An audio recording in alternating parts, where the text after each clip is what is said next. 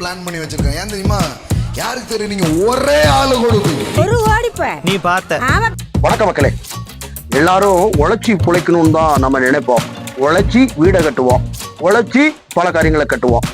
இவங்க வாயிலே அடுக்கடுக்காக கட்டி பேங்க்ல அடுக்கடுக்காக கட்டுற மாதிரி ஒரு சிலர் நடக்கிறாங்க. அப்படி யாரு நடந்திருக்கா, என்ன சொல்லியிருக்காங்க அப்படிங்கிறத நாம செகண்டுக்கு செகண்ட் நம்ம இதுல பார்க்க போறோம், விரிவா பேச போறோம். வாங்க வீடியோக்குள்ள போலாம். பிளான் பண்ணி வச்சிருக்கேன். ஏன் தெரியுமா? யாருக்கு தெரியும்? நீங்க ஒரே ஆளு கொடுப்பீங்க. யாருக்கு தெரியும்? 1 கோடி ரூபாய் ஒரே ஆளு கொடுப்பாங்க அப்படிங்கிற மாதிரி இருக்கா. 1 கோடி ஒரு ஓடிப்ப நீ பார்த்த. ஆமாப்ப ஒரு ஓடிப்ப இந்த 1 கோடி இப்ப 1 கோடி 1 கோடி 1 கோடி ஒரு ஓடிப்ப நீ பார்த்த. ஆமாப்ப ஒரு ஓடிப்ப இந்த என்ன செய்ய? தெருக்கோடிகள்ல பல பேர் கஷ்டப்பட்டுக்கிட்டு நஷ்டப்பட்டுக்கிட்டு வாழ்க்கையில வாழ்வாதாரத்துக்கு என்ன செய்யறதுன்னே தெரியாம தெருக்கோடியில அலைஞ்சிட்டு இருக்கான். இந்த அட்ட டைம்ல பல நாடுகள்ல வீடை இழந்தவங்க நிறைய பேர் இருக்காங்க, சோத்துக்கு வழி இல்லாதவங்க நிறைய பேர் இருக்கிறாங்க. இப்படி பலவிதமான கோணத்துல இந்த உலகம் போய்கொண்டிருக்கும் போது ஒரே ஒருத்தர் 1 கோடி ரூபாய் தருவாரு அப்படின்னு சொல்லி திருவாத்தான் எப்படி இது பண்ண முடியுமோ, மக்களை எப்படி சுரண்டி எடுக்க முடியுமோ அதை சாலிடா எடுத்திருக்கான். அது எப்படி தெரியுங்களா? ஒரு காமெடியில, அதாவது மெயின்டைன் பை ஒரு காமெடியில ஒரு காட்சியை பாருங்க. அப்படின்னா செட்டோட நாட்டிருங்கடா. மேல கட்டிட்டாங்கண்ணே. ஆட அது கொக்கிதாடா, கலட்டிடா, ஒண்ணும் பிரச்சனை இல்லடா. அண்ணே என்னண்ணே வேணும்? அரிசி கடைக்காரரு, அந்த அரிசி கடைக்காரருடைய அளவுகோலான இருக்கு இல்லையா, அது அவனுக்கு பார்க்க வடிவேலுக்கு அது ஒரு இரும்பாக தெரிகிறது. செட்டோட நவுட்டிருங்கடா அப்படின்னு சொல்லும்போது அவனுடைய வாழ்வாதாரமே இட போடுகிறது அந்த திராசுல தான். அந்த திராசையே கை வைக்காம பாத்தீங்களா?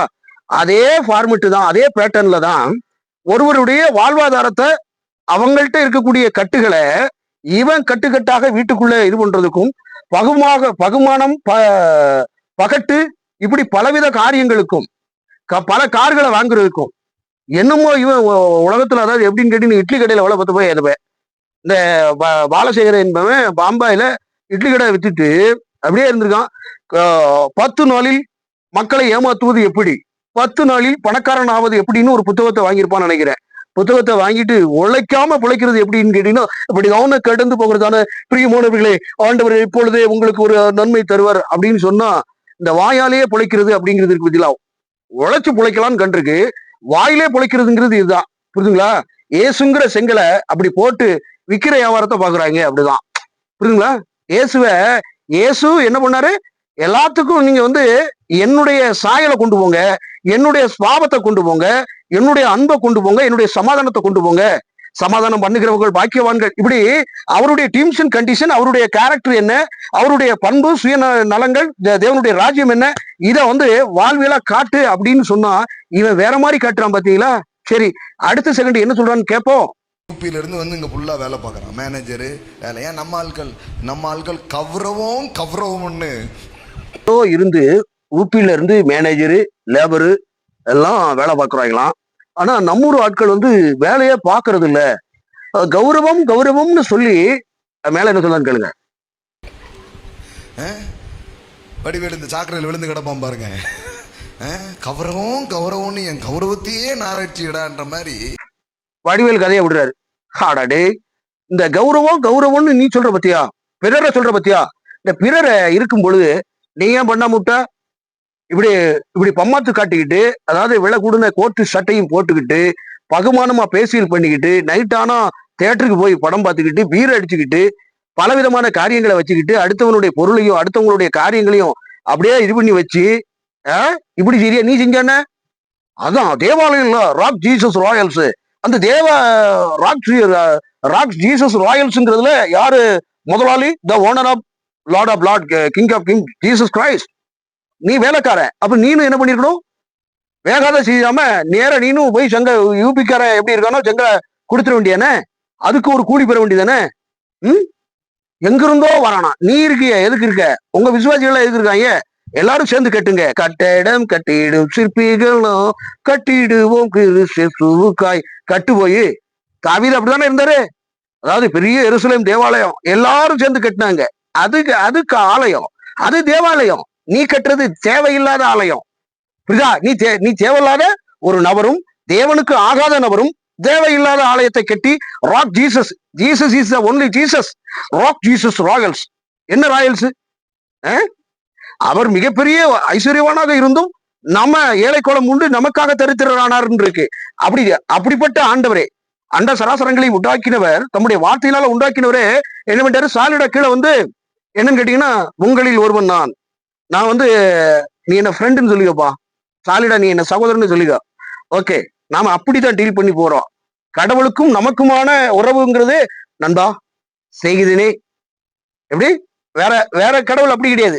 நான் உன்ட்ட கிட்ட வரேன்டா, நாம ஃப்ரெண்டுடா, செகண்ட் விடு நாம அவார்ட்ல போயிட்டே இருப்போம் அப்படின்னு டீல் பண்ண ஆண்டவர் ராயல்ஸ். ஐயோ கடவுளை கடவுளை, இதுல வர 100 கோடி ரூபாய் பிளான் பண்ணிக்கான். 100 கோடி ரூபாய் பிளான் பண்ண எது தெரியுமா? ஒரு ஆளு இது பண்றதுக்கான். கேட்கிறவன் கேணியனா இருந்தா இளைய ஏரோப்ளேனை ஓட்டுமா. ஏன்னா டேய், நீங்க பகுமானமாக வாழ்வதற்கு, உன்னுடைய வீட்டு பிள்ளைகள் பகுமானமாக வாழ்வதற்கு இயேசுவா கிடைத்தார். இயேசுவா கிடைச்சாரு. எங்கேயாவது ஆண்டவர் இப்படி ஒரு விஷயத்த செய்ய சொல்லியிருக்காரா? சொல்லுங்களேன் மக்களே, நீங்க கமெண்ட் பண்ணுங்க. ஒரு விஷயத்த ஆண்டவர் அப்படி ஒரு வேளை இந்த உலகத்துல அப்படி ஒரு விஷயத்தை செய்யக்கூடுமானால் அப்படி செஞ்சிருப்பாரு. கிட்டத்தட்ட 3.5 ஆண்டு கால ஊழியத்துல எங்கேயாவது கட்டிடம் கட்டுவோமாக, என்னுடைய பிதாவாகிய தேவனுக்கு ஒரு கூடாரத்தை கட்டுவோமாக, அதுவாக இதுவாக அப்படின்னாரா? உலகமெங்கும் போங்க, தெரு தெருவா போங்க, ஆண்டவரை பத்தி சொல்லுங்க. அவன் கேட்டா கேட்கான், கேட்க செவி உள்ளவன் கேட்க கடவன். கேட்டா கேளு, கேட்கட்ட போ. I don't care about it. ஆண்டவர் சொல்லுகிறார், கேட்டா கேளு, கேட்கட்ட போ. கேட்க காது இருந்தா கேளு, இல்லைன்னா போய்கிட்டே இரு. இவ்வளவுதான் சாலிடு. இதான் மெசேஜ். புரியுதுங்களா? ஐயோ நீங்க கண்டிப்பா இந்த சோழி வெங்காயமே இருக்கக்கூடாது. அப்படித்தான் கடந்து போனார். அப்படித்தான் அவர் நடைபாதையாக பயணிச்சார். மலை பிரசங்கத்திலும் இது பண்ணார், வச்சார். மக்களை தேடி போனாரே ஒழிய மக்கள் இவர்களை தேடி வரும்படி இவர்களுடைய சபையில இங்கே இருந்து கொண்டு ஒரு பெட்டி கடையோ அல்லது ஒரு பெரிய டிபார்ட்மெண்டல் ஸ்டோர் வைத்து விட்டு எல்லோரும் வாருங்கள் அப்படின்னு சொல்லிட்டு இங்க வந்து அவங்கள கூட்டு வந்து முங்காம் போடுவதும் பணத்தை ஆக்குறதும் திரளான பொருளாசை வேண்டாம் அப்படின்னு இருக்கு. பொருளாசையே எல்லா தீமைக்கும் வேறா இருக்கிறது. புரியுதுங்களா? பணத்தாசை எல்லா தீமைக்கும் வேறாக இருக்கிறது. பணமானது ஒன்றுக்கும் உதவாது. சரியா? அப்போ அந்த ஆண்டவர் சொல்லியிருக்கிறாரு, இப்படிப்பட்ட காரியங்கள்ல இருக்கும் பொழுது இவங்க 100 கோடி ரூபாய்க்கு சர்ச்சு கட்டுறான்னா தேவாலயம் கிடையாது, தேவையில்லாத ஆலயம் அப்படின்னு சொல்லமா? அப்படிதான் சொல்ல முடியும். அப்படிப்பட்ட அநாகரிக பண்போடும் மாண்போடும் அடுத்தவர்களுடைய மனைவியை சொந்தமாக எடுத்து பலவிதமான மோசடி வேலைகளை பலவிதமான காரியங்களில் ஊடாக செய்துவிட்டு இப்பொழுது நீங்க வேலை செஞ்சானே, இவங்க வேலை செய்வாங்களா, இவங்க அப்படியே வாயில முங்காம் போடுறதா? என்னடே பாலசேகர், நீ உழைக்க வேண்டியதானே? சொல்ற நீ உழைப்பாளியா இருக்கணும், சொல்ற நீ யோக்கிய ரெக்வஸ்டரா இருக்கணும். ஊப்பில இருந்து ஏன் ஆளா இருக்குன்னா தமிழ்நாட்டுல ஆள் கிடையாதா? ஏன்னு கேட்டா பைசா கம்மியா வாங்குதான். சரி, அதுக்கு ஒரு விளக்கு கொடுத்துப்போம், அதையும் கேளுங்க. 50 ரூபாய் கொடுங்க நான் செய்யறேன் அப்படின்ட்டு செஞ்சுட்டு போயிட்டான். 100 ரூபாய் வேண்டாம், எவ்வளவு கொடுங்க? 50 ரூபாய் கொடுங்க, நம்மள செய்து 50 ரூபாய் கொடுத்தா போதுமானது, 100 ரூபாய் கொடுத்தா போதுமானது. இவங்க அதிகமா கேட்கறாங்க. எப்படி? கொத்தடிமைகள் வந்து சோத்துக்கு இது பண்ண வச்சவன் வந்து 50 ரூபாய்க்கு வேலை பார்க்கறான், 100 ரூபாய்க்கு வேலை பார்க்கறான்னா அங்கிருந்து கொண்டு வர்றீங்கன்னா எதுக்கு?